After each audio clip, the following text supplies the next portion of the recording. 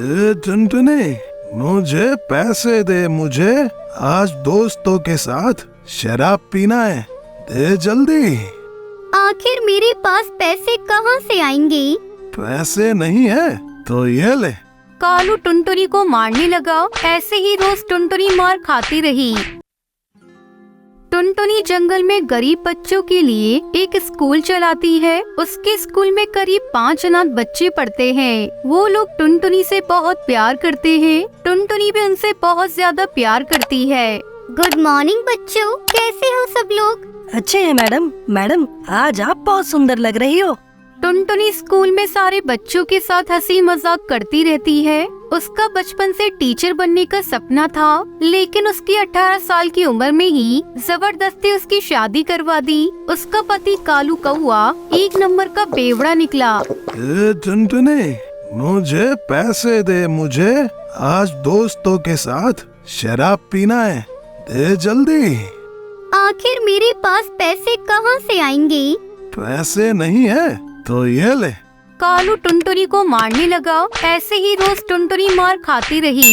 उसकी सास सुंदरी ने भी उसे बहुत उल्टी सीधी बातें सुनाई। तेरे माँ बाप ने 1 रुपया भी नहीं दिया दहेज में, तेरे साथ तो ऐसा ही होना चाहिए। टुनटुनी अत्याचार सहती रही। एक दिन वो एक पेड़ के नीचे बैठ गई और रोने लगी। तब तक आप लोग कमेंट में बताएं 20 × 10 + 10 कितने होते हैं? आखिर इस दुनिया में गरीबों के साथ इतनी नाइंसाफी क्यों होती है? हे भगवान, मुझे राह दिखाइए।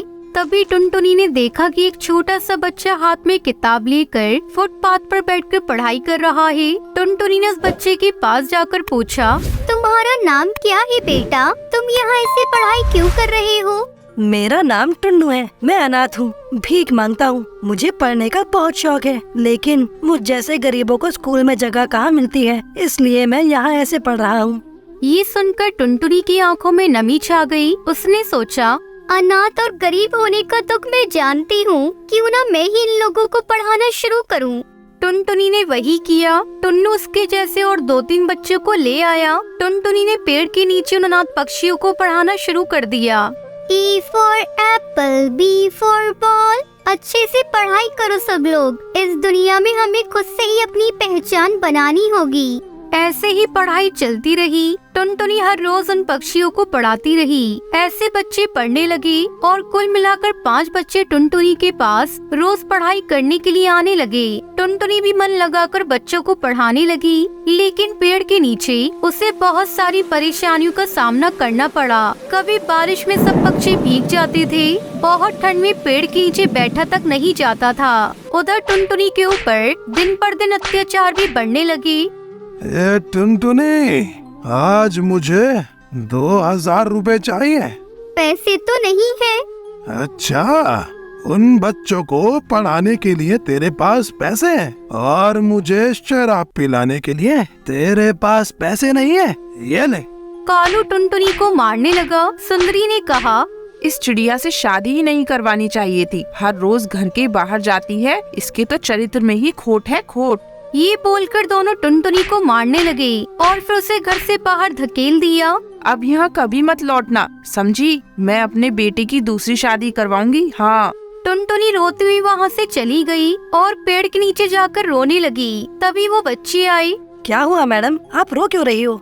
टुनटुनी ने उन बच्चों को सब कुछ बता दिया। टुन्नू ने कहा, ये बात है, ठीक है, हम अभी यहाँ आपके लिए घर बना देते हैं। ये बोलकर सभी लकड़ियाँ काट कर ले आए। उसके बाद उन लोगों ने मिलकर एक डाल पर लकड़ियों पत्तों से एक घोंसला बना दिया। टुनटुनी बहुत खुश हुई। अरे वाह, ये तो बहुत बढ़िया है। मैं यहीं पर रहूंगी और कल से यहीं पर तुम लोगों को पढ़ाऊंगी भी। इसका मतलब यही है हमारा स्कूल। हाँ, यही है स्कूल। और इसी तरह टुनटुनी ने स्कूल में पढ़ाते हुए खुशी खुशी अपना जीवन बिता दिया।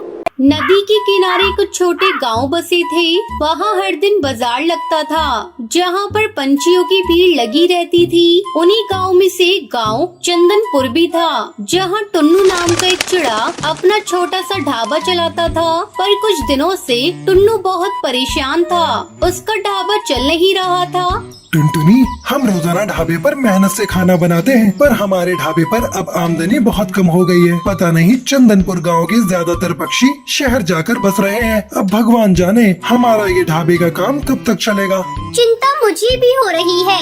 आगे पिंकी की शादी करनी है। बंटी बेटा भी कह रहा था आगे की पढ़ाई वो शहर जाकर करना चाहता है। वो इस बारे में बात कर रहा था। टुन्नू टुनटुनी की सारी बातें बंटी कबूतर सुन लेता है। वो बहुत उदास हो जाता है और नदी के किनारे जाकर बैठ जाता है।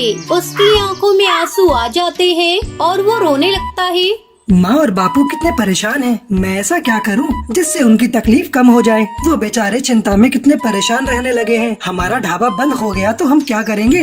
बंटी अभी खुद से बातें कर ही रहा था कि वहाँ नदी के किनारे एक बूढ़ा तोता अपनी नाव पर बैठा हुआ उससे पूछता है, क्या हुआ बेटा, तुम रो क्यों रहे हो, मुझे बताओ। बंटी उस बूढ़े तोते को अपना सारा दुख बताता है, जिसे सुनकर बूढ़ा तोता उससे कहता है, मेरे पास एक तरीका है जिससे तुम आमदनी कर सकते हो। क्या तरीका है बाबा।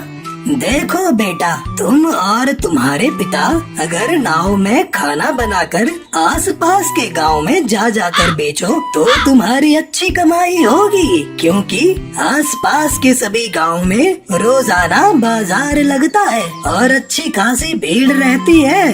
पर बाबा, हमारे पास नाव कहाँ से आएगी। हमारे पास इतने पैसे नहीं कि हम नाव खरीद सकें। नाव की चिंता तुम मत करो, मेरे पास ये नाव है। इस पर ढाबा खोलकर तुम मुझे इसका किराया दे दिया करो। वैसे भी मैं बहुत बूढ़ा हो गया हूँ, अब मैं नाव नहीं चला पाता।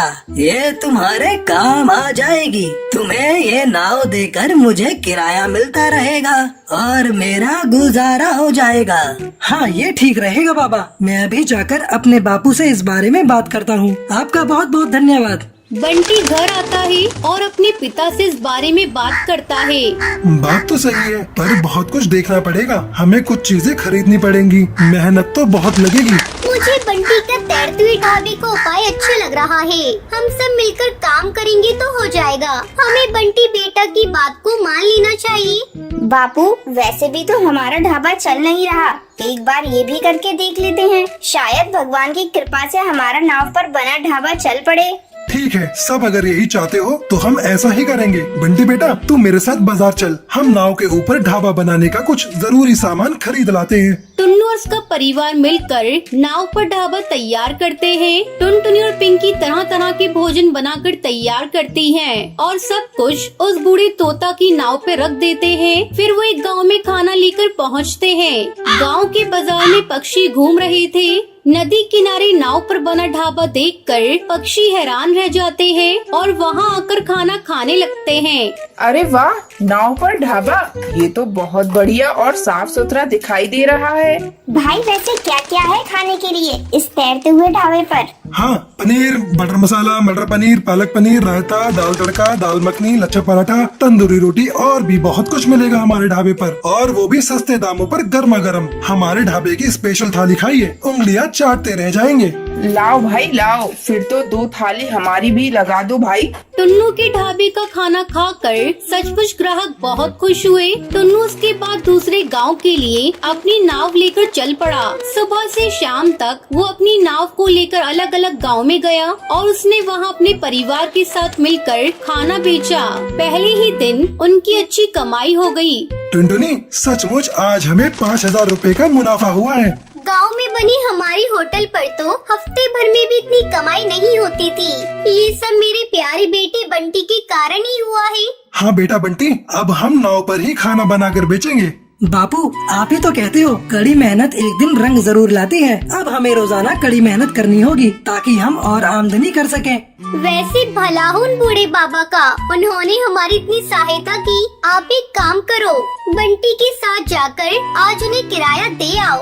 ठीक है टुनटुनी, तुम पिंकी के साथ घर जाओ, तब तक मैं उन बाबा को किराया देकर आता हूँ। बंटी टुन्नू के साथ उन बूढ़े बाबा को किराया देने चला जाता है। एक दिन उन्हीं के गांव में रहने वाला कालू नाम का एक कौआ टुन्नू की सफलता से जलता था।